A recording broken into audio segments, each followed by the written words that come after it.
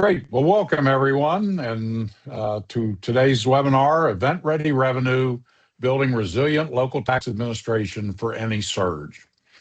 I'm Jim Hunt, host of the Amazing Cities and Towns podcast and past president of the National League of Cities, and I'll be moderating today's discussion. And I'm pleased, over the years, I've had the opportunity to work with local government leaders across the country. And one thing I've learned is that cities and towns are very good at preparing for the visible parts of major events. Public safety, traffic, sanitation, and crowd control usually get a great deal of attention. But there is another side of the equation that is often overlooked, the revenue administration side. When a large event, tourism season, construction boom, festival, or regional surge hits a community, it brings opportunity, but it also brings pressure. Temporary vendors, contractors, short-term rentals, mobile businesses, lodging activity, and pop-up commerce can all arrive quickly. If the systems are not ready, the result can be backlogs, staff stress, frustrated businesses, missed revenue, and difficult questions from elected officials after the fact. Today's webinar is really about what happens when surge economics meets administrative reality. We're going to look at where systems tend to break down, how communities of different sizes can prepare, and what a practical playbook looks like for capturing the upside of a surge without overwhelming staff or disrupting service. The goal is not to build a special process for one event. The goal is to build a repeatable, resilient system that can flex when demand increases and continue serving the community well year after year. We have an excellent panel joining us today.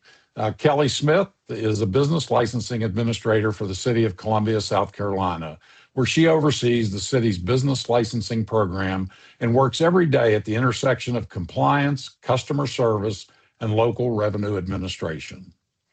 Savannah Moore is a compliance manager at HDL Companies with deep experience in business license and tax compliance and administration. She and her team work closely with municipal governments across the East Coast to help develop and sustain critical revenue programs. Connor Duckworth brings nearly 2 decades of experience in state and local government, tax and fee administration, and political consulting. He has also been recognized with the Lighthouse Award of Excellence for creating a top business license and revenue program. Together, we're going to talk about how local governments can prepare before the surge hits, protect revenue, reduce staff strain, and maintain public confidence. With that, let's begin.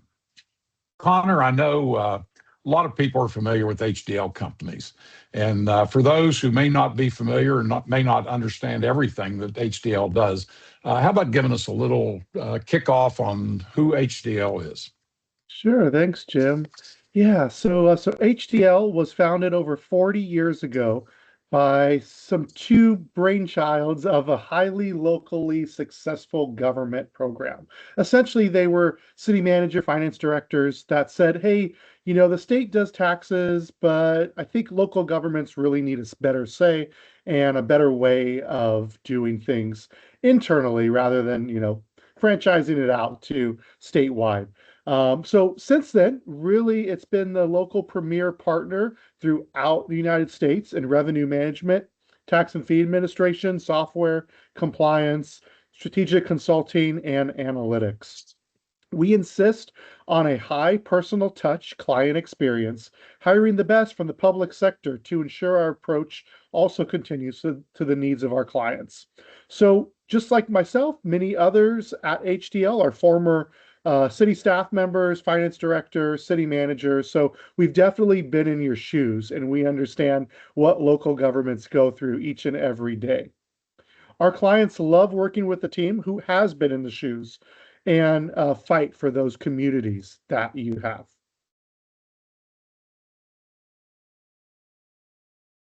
Great.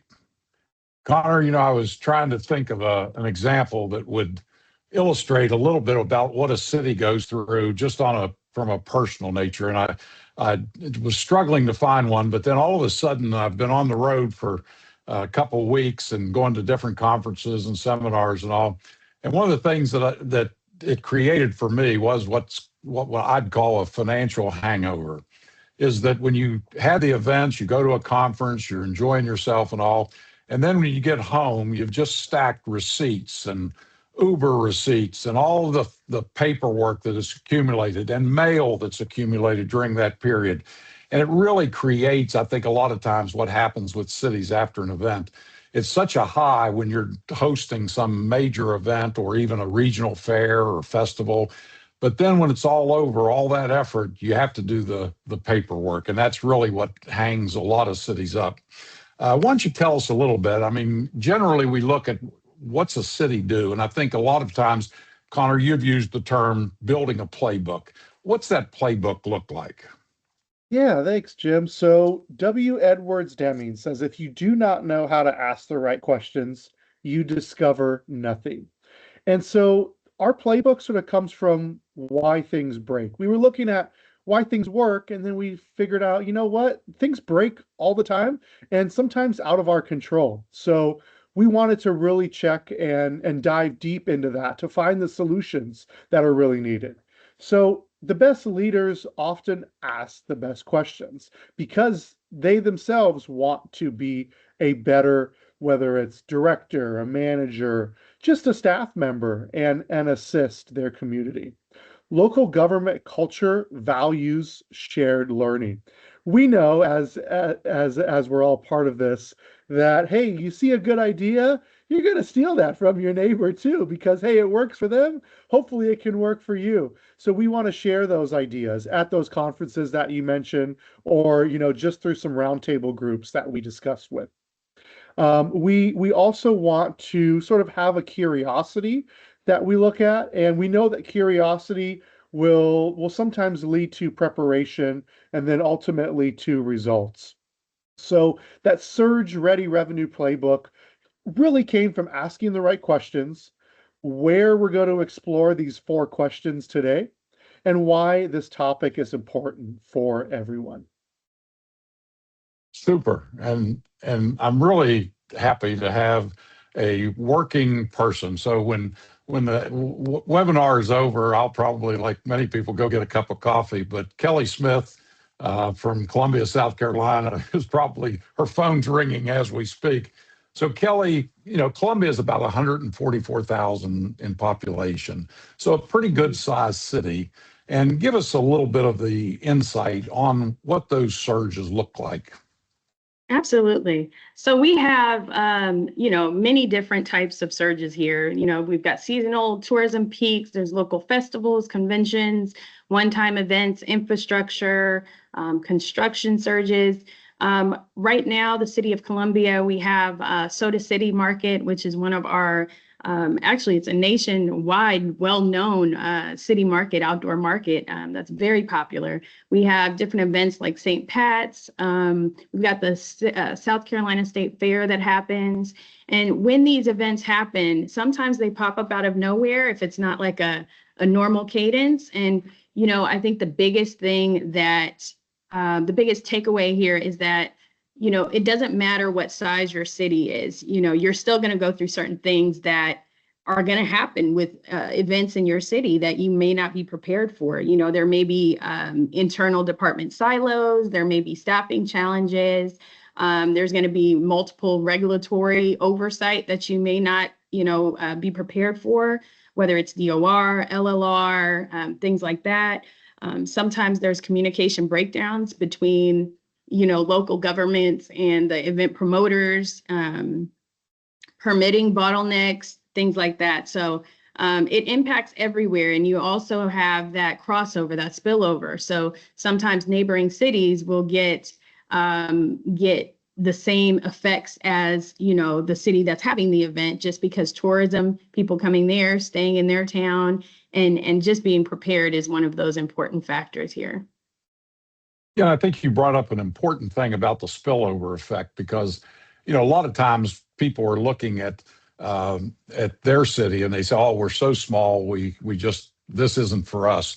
But the reality of it is, over my career and lifetime, the experience is that a lot of times the small cities or smaller cities are having a much more difficult time because it is so unpredictable that the spillover fits them. So talk a little bit about what happens when the spillover occurs. Absolutely. So sometimes you have some issues or challenges rather, where, you have cross-agency coordination that may slip. You may not be aware that, hey, you've got to check all of these vendors, ABLs that are coming through. You've got to make sure that this huge construction project, has multiple contractors. And so you're having to check different agency information as well, just to make sure that things are in compliance across the board. You also have kind of this overflow of, like it says here, the hotel and short-term rental overflow. If you have these events happening in your city, there's going to be people that come to your jurisdiction and they want to stay there. And so you're going to have to deal with, okay, this may not be the norm, these STRs, it might not be a normal thing for us to handle at this level, but you have to figure out what we need to do as a city to make sure that things move smoothly. You have different vendors, you have different vendor models. There's a lot of up and coming vendors that some of us have never heard of. There's, drone vendors, and there's, a pizza making machine. There's a lot of different things that are coming up that you may not be aware of. And so being proactive and talking to neighboring jurisdictions about, what they're also experiencing and what maybe they have gone through already, and talking to them and communicating, because you want to be proactive. You want to be able to coordinate your efforts so that you're not reactive to complaints and enforcement actions and things like that. So you want to definitely talk to other agencies, other neighboring jurisdictions, and just say, hey, this event is coming to the city. Can we meet? Can we talk? Can we, I have this concern or that concern. How did you guys handle XYZ? So it's really about discussing that information, or having that cross information between agencies, whether it be DOR, other agencies outside LLR, and also having that conversation internally with your departments that touch business licensing. We have fire, we have code enforcement, we have zoning. Making sure that you guys are coordinated internally as well is a huge, huge part of it.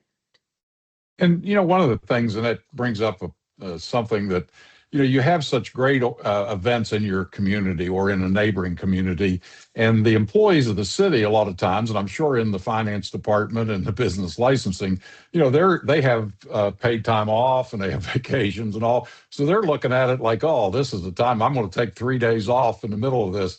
So what does the surge actually do to your office and kind of that stress that it puts on it?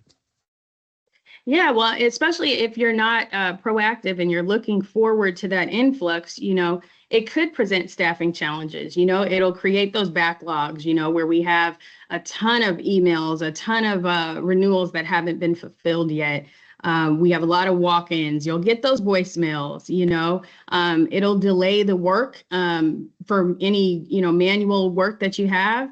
It will create continuity risks from staffing constraints. You have to really balance it, and you have to look at, okay, does this make sense for our organization? Does this make sense for this event, happening? Because the size really doesn't matter of your city, because you're going to go through the same similar things if you're not prepared.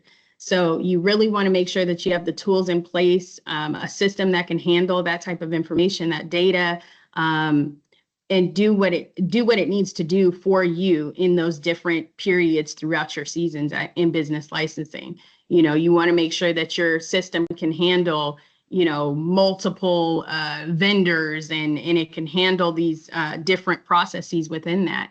Otherwise, you're going to be, having even more challenges and difficulties with that. Yeah.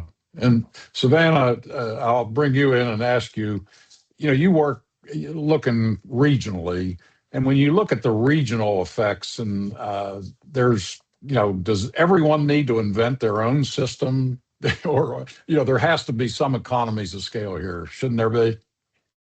Agreed, Jim. And I still am hung up on a pizza making machine that Kelly mentioned. That sounds amazing, right? And that too is more of a regional thing. It's one of those things, right? That hey, if we're talking to each other and we're using each other as tools and resources, and Kelly's saying, hey, there's this new pizza making machine coming to our city that may affect your city, right? So no, we don't have to reinvent the wheel every time a surge comes.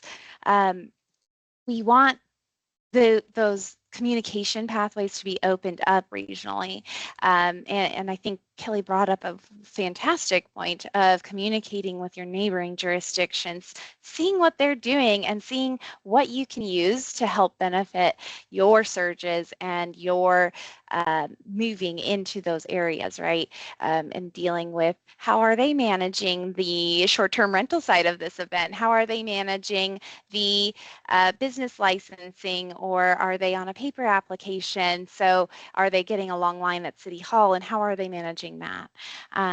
So business and all the business taxes and licensing and tax systems, it impacts through those temporary vendors and all of those events, mobile operators, short-term services. And these are experiences that are going to happen across the region, even if there is an event in one city. Say there's an event in Columbia, right?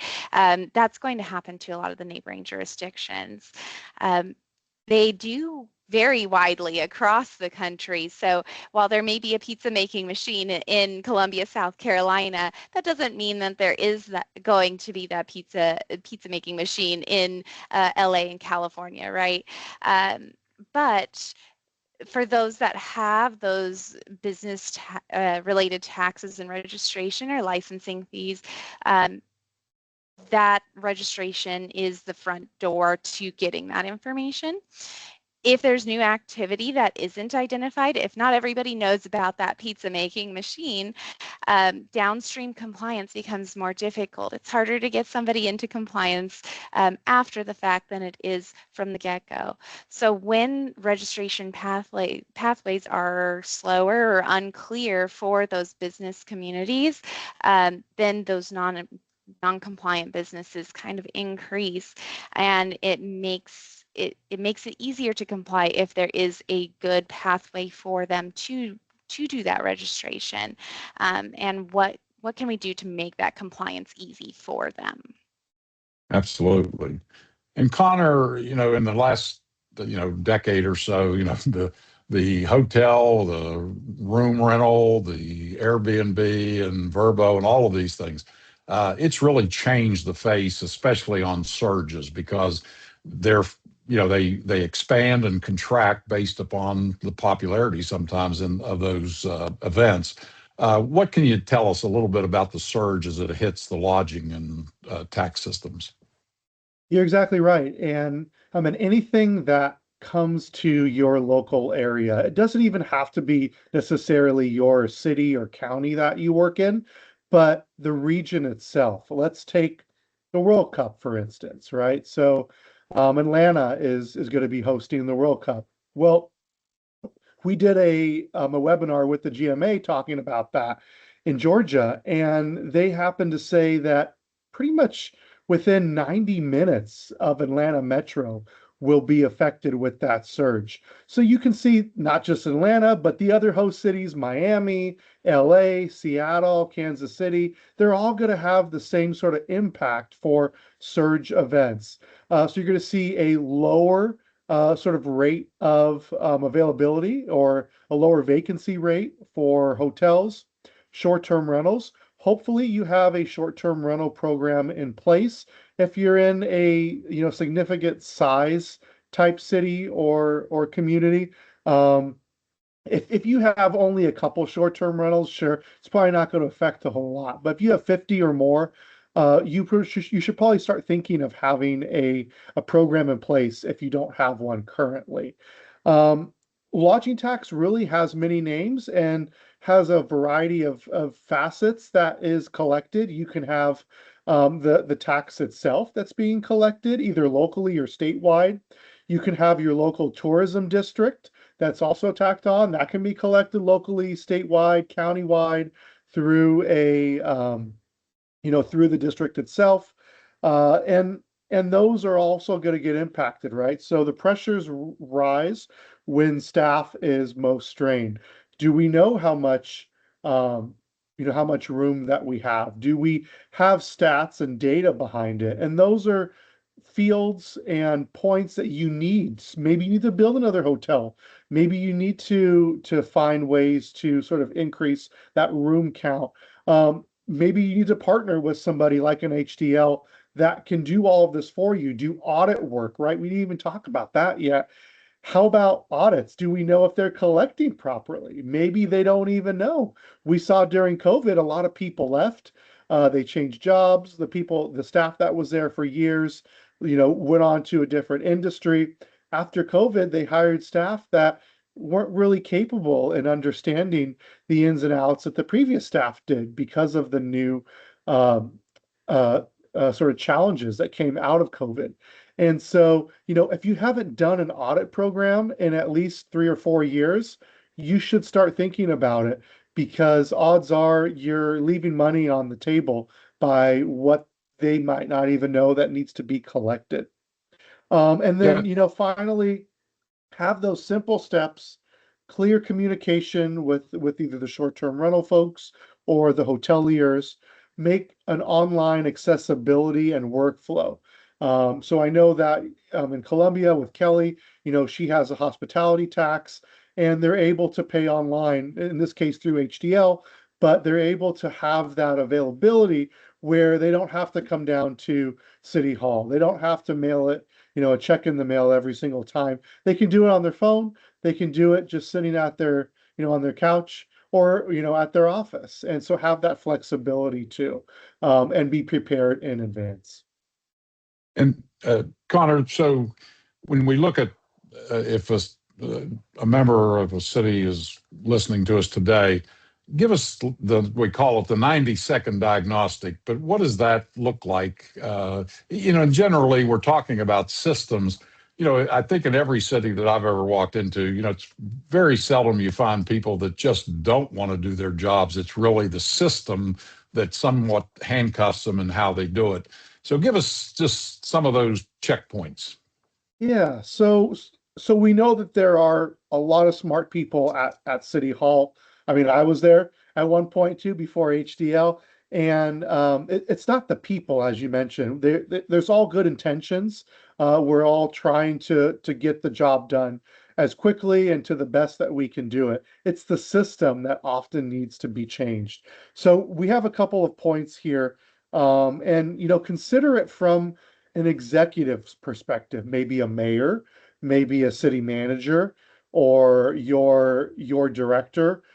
Consider it from what they're looking at. They're not in the weeds every day, and knowing the ins and outs, but they hear from the community or they hear from local electeds on some things.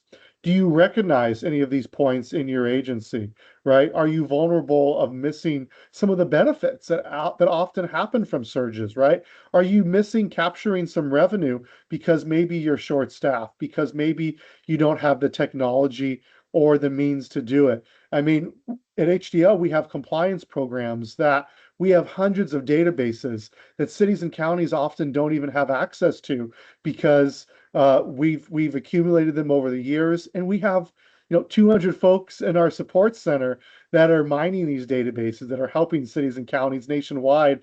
It'd be great if every city or county had 200 folks to help you out with it, but it's just not feasible. And so, do you frequently bring, morale-based incentives? Do you bring coffee and donuts to your team, or do you have, certain outings or a luncheon or so forth that you promote with those teams to really bring up that morale? It's challenging, right? We all know that, but it's not impossible. We have to scale staffing levels either up or down based on those periods too for those events.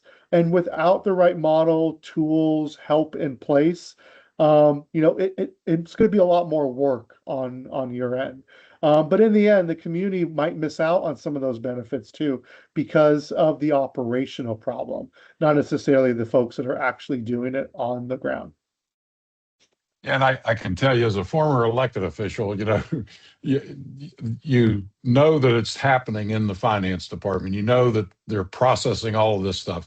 But in all honesty, it's kind of a thankless job that people are moving on to the next thing, the next event. So, and I'll plead guilty that during that time, I mean, I stuck my head in the public works and said, great job, guys, but very seldom, and I say this honestly, very seldom did I ever think, go down and talk to Kelly's people and say, thanks for really putting it out, because they really step up. Savannah, so we're talking about building this system that performs under stress. Why don't you give us your insight and looking kind of based on your background and experience? Yeah, definitely. So we just have to reframe our strategy. We need to move from a reactive mindset when it comes to these surge events to a more resilient mindset.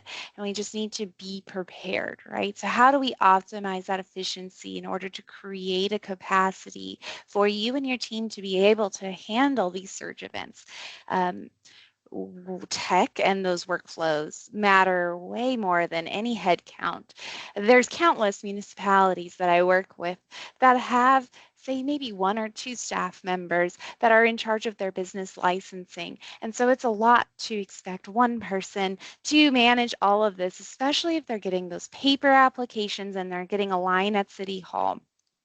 So technology is going to be a big thing here. Do we have the system? Do we have an area where people can file these applications online or pay for their licensing online or renew or apply for those one-time permits, for those short-term rental fees, the workflow. So how departments work with each other if fire needs to be involved. Is there a good workflow between that business licensing department and your fire inspection department to make sure that you're not having to walk over to their office and say, hey, I just got this stack of applications. Let's go ahead and put that on your desk now. That's for you, right?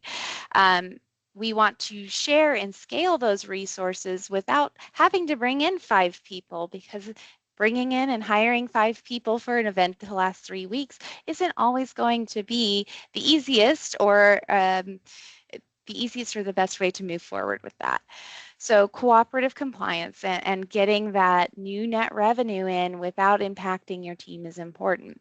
The goal is consistent and defensible operations, either under stress or under de-stress. So let's look at this bridge, and I think this is a great image here. A suspension bridge is meant to kind of flex with the wind and with the weather to keep people safe. And that's what we want for your guys' organizations too. So let's reframe that into that operational situation and become more flexible, resilient, consistent. And that keeps us from being reactive, and it keeps us from being constrained to what they can do and optimize. It also helps your team and staff be scalable, because eventually, right, we do want to hire the 5 people and we want to expand and we want to do those things. So this is scalable moving forward. So optimizing that efficiency to gain that capacity. Technology, as I said, is going to be important. And strategically minded municipalities usually enjoy the benefits of that temporary bump in the revenue from the surge revenue without the stress of the unexpected surge, because revenue administration is resilient, consistent, defensible under that volume. Just like a well-built bridge, the administration model should be built to flex with the winds. Yeah, and I think you brought up something, and it really comes down to scale. And as you say, I know most cities in the parks department, they staff the concession stand during the summer and they close it, and those temporary workers go back. But the one thing with confidentiality and a lot of the rules and regs in the finances, it's not probably the place where you'd like 5 people running around that had never worked in the organization. So Connor, talk about that building that unified administration system that scales. Yeah, so we like to talk about municipal revenue as a service. So it's kind of a new term that's out there. You might have heard SaaS or software as a service. A lot of your software that you're operating on is probably a SaaS model. But municipal revenue as a service is really taking that SaaS model and elevating it to give local governments support that you need well beyond just the tools of a software system. So it includes a sort of a unified model with administration, compliance, and professional services. The local policy stays local, so we don't have to worry about some national like ERP software system that is there and it works well for maybe one thing, but it's the same out of the box system that you're using in South Carolina, that they're using in Illinois, or they're using in Washington State, right? We know that things need to be scalable and tooled to your local jurisdiction. It also includes that people aspect. So SaaS is a tool, right? It's technology. But the people behind it aren't necessarily there. Municipal revenue elevates that by giving cities, counties, local jurisdictions extra folks behind the scenes on the people side. So some of the benefits are it's a lower cost to collect your local administration service, right? Create that fairness and equality through compliance, right? So I was talking on another call with Savannah, and I'm saying, hey, Savannah, what if you had a business at 123 Main Street? And she's been in business for, the last 10 years. I've been in business for 8 years. We both have a sandwich shop. I'm just down the street at, 2680 Main Street. And I've never paid for a business license. I've never paid my taxes, but she has, right?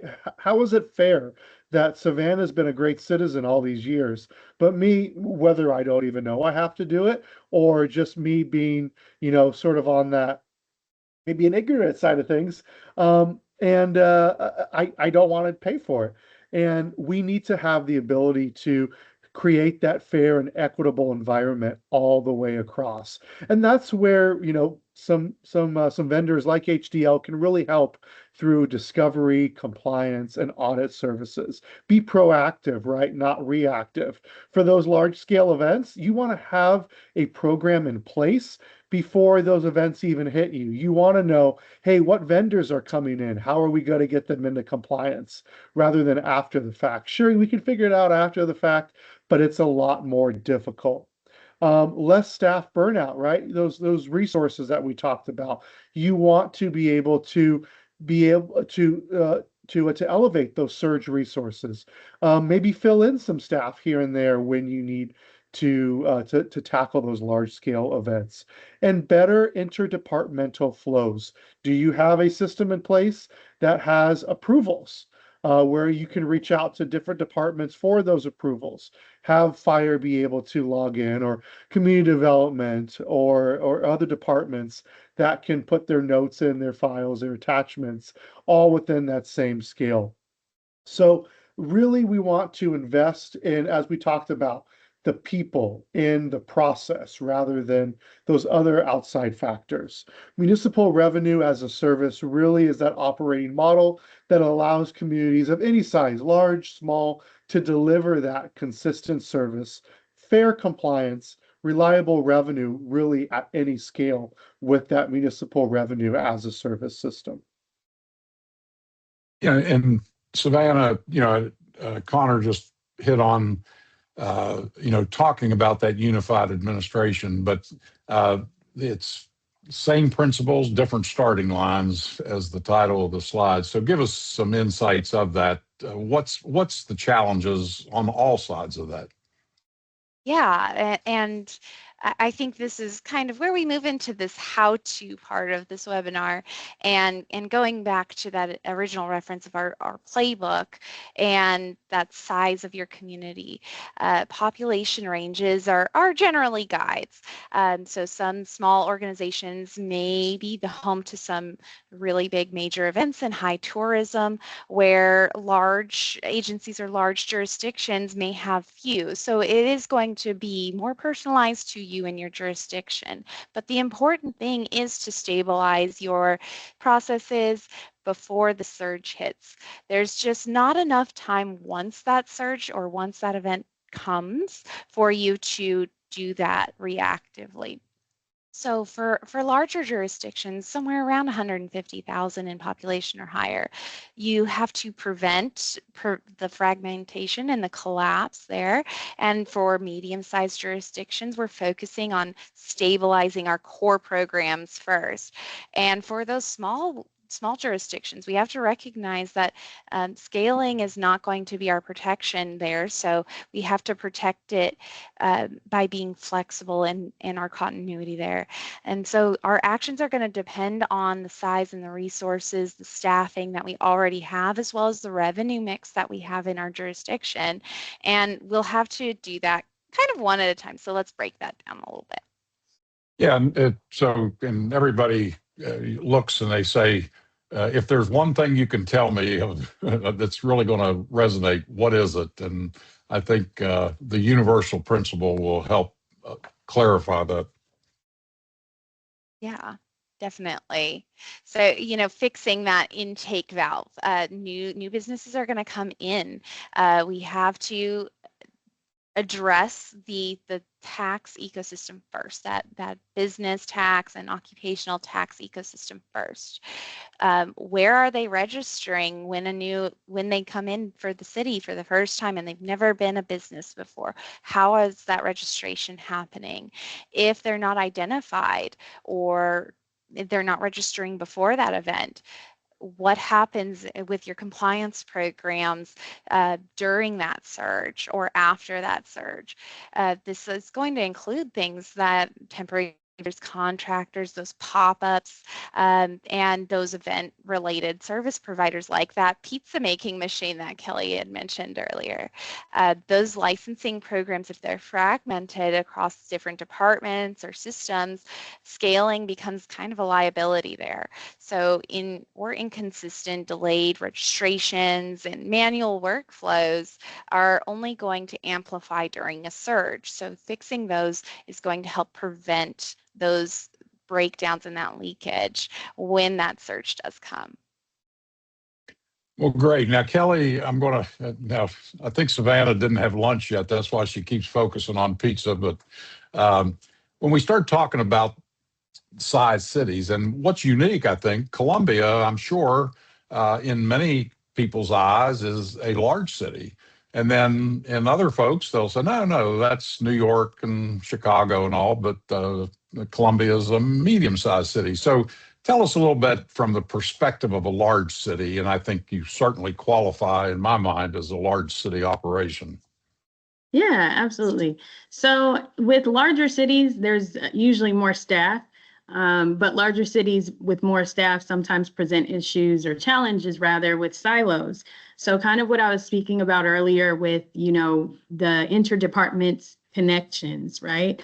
When we have permitting and we have contractors that need to ensure that they have their business license before they go pull a permit, there's going to be those type of silos, but where we may be delaying permitting or permitting may be delaying us. And we really have to, the important thing is to stress test your revenue ecosystem. And by that, I mean, you really have to map out your workflows. You have to look and say, where does compliance become reactive rather than systemic? Where do things fall, What we did at the City of Columbia was we went through every single process that we have from top to bottom. I mean, we had a huge file essentially with our Visio diagram that showed the workflow. And we found different gaps within that, where it was just manual processes that were a lot of the issue.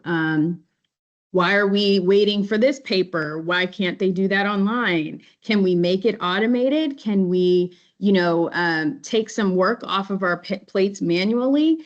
We had to look at all of that. I think sometimes things get lost in the process and we don't think about every single piece of it. Who touches what? And why does it have to go to that division or that department first? Could it come to us? We looked at it across the board, and I think that we really did a good job with making sure that our system, our process was shorter, in that we took out a lot of manual processes. We got online with HDL. Our customers can, our business community rather, can go online and register their business. They can renew their business. They can file and report their HTAX and TBF. Making those manual processes, taking those out, identifying them, taking them out is really key to progression and efficiency. And so, that gives a large city perspective. So is there, from a medium-sized city that, I forget what the population was, the 50s to 150, what's the difference between the large cities and the medium cities in terms of even time, budgeting, and kind of the amount of time you can spend on that process you just described? Yeah, actually, I think it's more of like a hidden fragility when it comes to the medium cities. Lean staffing really, it gets masked, it masks the weaknesses. And then when the surge hits with events and things like that, that's when they pop up and surprise everybody. There's like a licensing pressure point, and if intake fails, then everything downstream fails. So, stabilize the business occupation licensing first. That's the biggest thing. You have to make sure that that's in place. Create some type of online presence so that you do have your business community going online rather than providing more paper for you to keep track of. Finding clear paths for your vendors and the temporary ones. What makes sense? Is there a quicker process for your temporary vendors? Can you minimize the process a little bit and make it a little faster? Find those different little ways that you can do that. And be proactive with your compliance efforts. Do your research. You know that an event is coming to your city or nearby. Go ahead and research, the numbers on that. What kind of revenue does that bring in? How many vendors are we looking at? How many people come to these types of events and things? Ask other cities. Again, speak to them, communicate, have meetings with them even. At the City of Columbia, we have meetings with other municipalities quarterly, and we talk and we ask questions of one another, best practices, things like that. And you also want to avoid like one-off hires and consultants. That sometimes can create some challenges in that you have to train them and get them up to speed, which takes time, more resource time. You want to make sure that you have a tool that can help you. In addition to that, you really have to find those gaps. You have to find those gaps. You have to communicate internally, make sure that you guys are talking to each other so you don't have the silos that could be presented. So find what works for your division. Great. And now, Savannah, probably the tougher question here on small cities. Kelly's described systems, which I'm just in awe of Kelly's knowledge around, putting this together on a small city that is not necessarily that experienced. What do you see there? Yeah, so I think as the slide says, scale is not protection when it comes to the smaller jurisdictions. The strategy is to outsource those complex things so that you can retain the policy control. So a professionally managed model enables the staff to focus on governing the community service and whatever council priorities are, and a resilient operating model ensures the continuity of those services regardless of staffing changes right before those events. Can you imagine if you only have one city clerk and they have a medical event and they go on medical leave right before you have an event? What is it that we do? So regardless of those staffing changes before, during, or even after those event cycles when you're trying to catch up on that compliance. So we want the predictable revenue. So when we establish things and outsource those really complex things, we have a little bit more of a predictable revenue and a reduced risk of our system failing. And you have more confidence that you can absorb growth and maybe you can annex something new, right? without disrupting your service quality and that small town, hometown feel that a lot of small cities really love. Large scale events don't necessarily reward cities with the largest staff count. They reward the cities that are more resilient for them, and they have those business administration models. Yeah, and I think, the other thing too, in today's times, a small city, the vendors, the businesses, they're operating in large cities, medium cities, and small cities. So that system, they get used to it, and all of a sudden they feel, you don't want a small city suffering economically because they're not up to speed on that. Well, Connor, we've talked a lot. So what's the stack that we're building here? And Kelly had alluded to it, Savannah's talked about it. So give us that, just an overview of that, building that stack. So the durable administration stack should have a wide variety of components, as we see on the slide. You may find it more valuable to use a municipal revenue as a service that are built specifically for these types rather than an ERP that does some things well, but some other things not so well, or they're just out of the box, right? For business license, occupational tax, registrations, things like that, you want to have a capability in a system that has online registrations or renewals. Some states are actually mandating that now. We saw last month in the state of Kentucky that they are actually mandating that every jurisdiction has to have a online platform to renew and get off sort of that paper and pen. You want to be able to have clear guidance for those vendors that show up or pop-ups or just somebody that either, that has a question, whether it's at City Hall or they call in or they're doing administration and they reach out to HDL and our support center, have the necessary information for that. For your local compliance, you want to be proactive in discovering. We've talked about that today. Don't just, think about after that event comes to town, but be prepared for the event that is there and make sure that those itinerant merchants or contractors that come in are reporting correctly, reporting accurately, have an audit program in place. Maybe you have some businesses that you think are underreporting. Make sure that they can do audits and you are able to really capture the revenue that you are looking for. For the lodging and the STR side of things, as mentioned, be prepared, have a program in place, make sure you have an audit program, right? So don't just do your audits once every 10 years, 20 years. Do them, like I said, every 3 years, every 4 years, that you have a program in place that captures the audits. Make sure somebody's looking over the shoulder of the hotels or STR providers and that they are accurately calculating that amount due. They might not even know what's going on, that they're, perhaps misallocating the resources. So that's why having an ongoing audit program is good. And then your local tax administration, right? Make sure that you have that capability to have the tax collection, the registration, all aligned if you're doing it through a third party like an HDL that can come in and assist. And finally, the resident first service, right?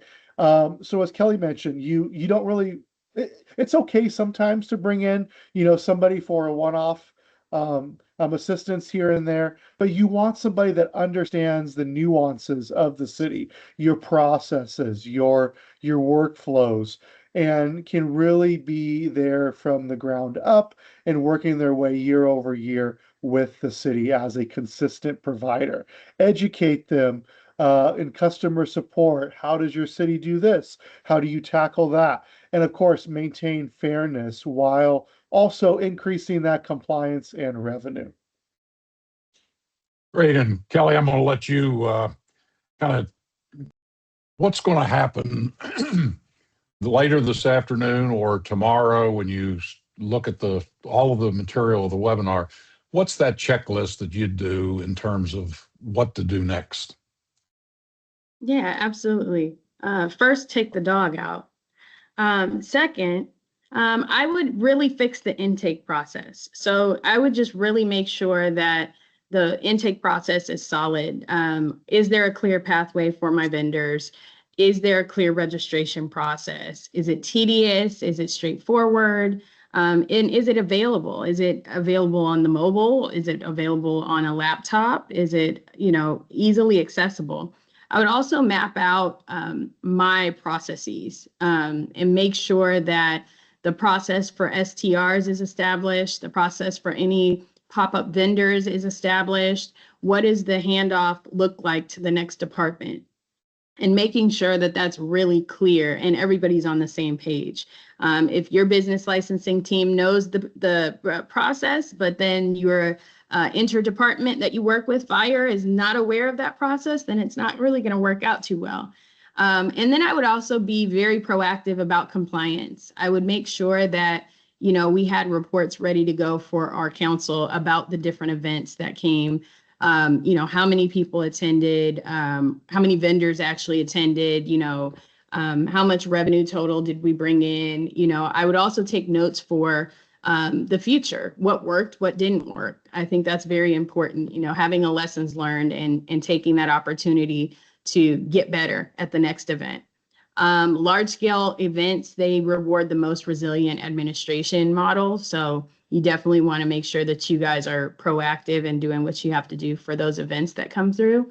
And regional surge exposes weak revenue administration systems. So just making sure that you're tight with that.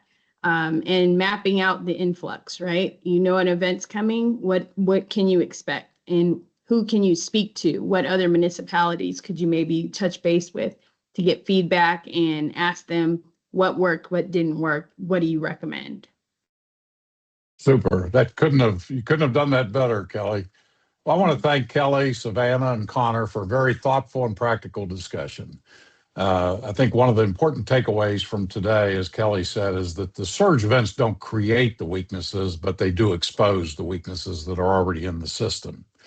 We heard today that the front door matters. If business registration, licensing, temporary vendor pathways, lodging tax system, and short-term rental administration are fragmented or overly manual, it becomes much harder to capture the revenue later. Once that surge is passed, chasing compliance becomes more difficult, more time-consuming, and often less effective. We also heard that this is not simply a staffing problem. Good people with good intentions can still be overwhelmed by systems that were built for normal conditions, not peak conditions. The answer is to build an operating model that can flex under pressure, one that uses technology, workflow, proactive compliance, reporting, and outside support where appropriate to maintain service and protect revenue. The quote in the presentation reminds us that you can't stop the waves, but you can learn to surf. And hopefully we've given you a little bit of surfing instruction today to help you on that sometimes rough journey. But I want to thank you again for joining us today. If your community is preparing for an upcoming surge or simply wants to better understand where your revenue administration system may be vulnerable, HDL companies would be happy to help with a complimentary agency evaluation. Please use the QR code on the screen or reach out directly to Connor Duckworth at HDL Companies. This is Jim Hunt, and we just want to thank all of the attendees and appreciate everything that you do to keep local government working. This has been the HDL Building Resilient Administrative Systems. Thanks so much. Thank you.